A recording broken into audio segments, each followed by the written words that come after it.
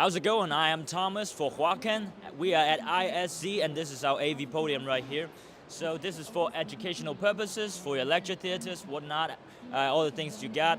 Right here you've got all the windows open so you can switch between them. As you can see, the screen is being projected right now. So you're in your middle of your presentation. You can annotate, draw, erase on the other end of the pen, and then just keep using your finger to navigate through the slides. On the slides where you've got notes, you can see them without your students or your audience seeing.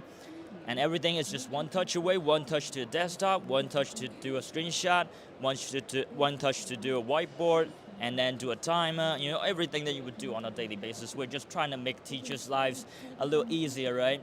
So everything is one touch away, easy to use, user-friendly, and of course, everything is motorized. So you can adjust the height, the tilt angle, everything. We've got even a tiny little tray here to let you put your keyboard and mouse.